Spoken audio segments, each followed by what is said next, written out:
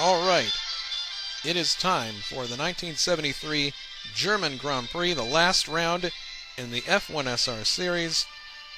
There's a map of the track, 14 miles, 186 turns. Fortunately, we're not doing 14 laps like they did in 1973. We're actually just going to do 8. And green light, there we go. This is Angelo's view. Closing in on the front row. Ooh, close quarters battle here. And here we come into the south turn. This is the portion of the track that turns you around and sends you back towards the circuit proper, back behind the pits. So we have Andrea leading in his Tyrrell, and Angelo second in the Surtees, and Richard third in the Iso Marlboro. This is the view from my car, McLaren M23, number 30. So I'm heading back the opposite direction now, behind the pits. There are the garages on the right. And now we head into the left-hand turn that takes us onto the circuit proper. For those of you who are not familiar with the Nordschleife, every turn on this track is either going uphill or downhill, or at the top of or at the bottom of a hill. So, needless to say, it's very difficult, and it's extremely easy to end up in the forest if you get a wheel wrong. And we'll see plenty of examples of that along the way. Here I'm following Rari, and I believe that's Tommy. So this is a series of S-bends that occur before you get to the famous Flugplatz where the car leaves the ground. And I'm looking for ways to get around these guys, but I might want to also remember my braking zone. Oops. Well, no harm, no foul. It takes me down to last place, but I didn't incur any damage, so just keep on going. Now, here are the leaders. Andrea first, Richard is now second, and Angelo's third. Here they come blasting down towards Ehrenberg. Here's the title. Title's being provided by Eurovision. And now the leaders are heading down through the foxhole. That's a very nice shot there. 175 miles an hour down at the bottom of the foxhole. And now the leaders head through Adnar Forst. I can't tell you how many times I crashed here during practice. It's very easy to crash there. Here's the other guys coming through the foxhole. Oops. Oh, there I go, back into the forest again. Oh well. Anyway, so here they all come through to Adnar Forst. We got Tommy, Jerry McComas, and Dylan Yates in the yellow car, who's making a rare appearance. One thing you'll notice about the Nordschleife is that it's extremely narrow, and this makes it very hard to overtake. So here's Dylan sizing up Tommy's Embassy Shadow, and he's close enough that he can start to think about getting by, but it's just really hard, especially through this section where you have hedges on both sides for a lot of it, and there's just no room to get by unless you really want to stick your neck out. So here they are coming down towards where there's going to be a bridge and a river. And he's still looking for a way to get by, but Tommy's holding his line. Oh, Jerry getting a bit wide there. Now they're coming down to where the bridge is. This is an area that's really difficult because it's easy to go too fast and end up in the wall. And, whoops. And that is Ruslan Volkov, who unfortunately will not be finishing the race. Now we're back with the leaders again. This is Andrea, and he's heading up towards the famous Carousel. Our Eurovision friend's a bit early with the title there. Here he comes up to, there it is. Thank you. The Carousel, the concrete bull.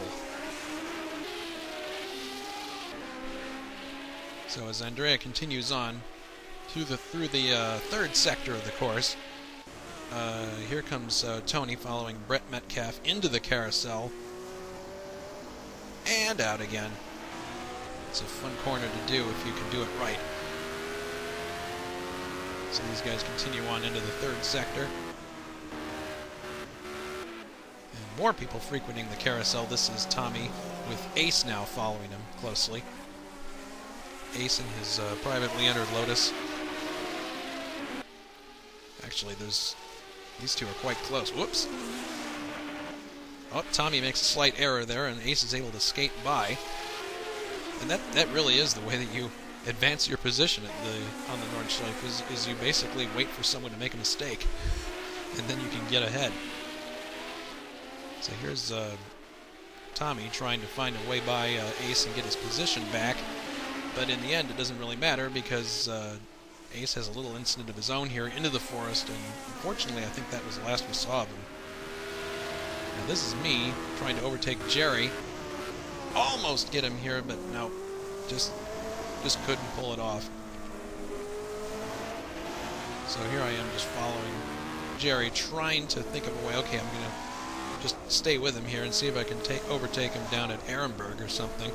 But then Jerry runs wide and beaches the car on the curb. So I mean, again, capitalizing on other people's mistakes. Whoops! I believe that was Brett Metcalf going off into the forest, and unfortunately I think that was the end of his race. Now here is Rari closing on Tony, I believe, and he tries to overtake there, but that curb, I guess, was what sent him wayward. Now watch this. Here's Tony re-entering the track, and Rari waits for him to enter the track and then continues on. Wonderful show of sportsmanship. Very nice. So Rari's now just trying to get his rhythm back. This is the last turn that leads you onto the long straight, and Tony, has another incident, and Rari's able to get the position back. So here's more Rari highlights, actually. Here he is, back into the forest again. This is near where Schwalbenschwanz is. Now it's time to play. Where's Rari? There he is. Rejoins the track. And this is Tony, who's recovered from his incident, and he gets alongside Rari there and takes position back. I think that's one of the few times I've actually seen, watching the replay, a pass on a straight. But here's another one. Chris Bolin in the BRM. Just by the bridge here. That takes a lot of guts because you're doing 180 there. And if you get it wrong, you could hit one of the barriers and then you're in big trouble. When I say barriers, I mean hedges. So he picks up that spot. Now this is on the last lap. That previous pass was on lap 7, I believe. This is lap 8, the final lap. And Rari somehow finds himself on the other side of the hedge. Now, normally this wouldn't be a problem because he could just wait until the hedge opens up again and then rejoin the track, but this section of grass ended in the ravine below. So, unfortunately, that was the end of his race. This is Andrea coming through to take the win. Richard, unfortunately, did not finish because he had a disconnect, which is really too bad. This is Angelo finishing in second place in the Surtees. He's our champion for this year. And Dylan finishes in third, a great performance in the March. And this is Tony coming through to finish fourth. And, oh, that's wonderful. And the obligatory display of donuts. Chris is also there. He finishes in fifth.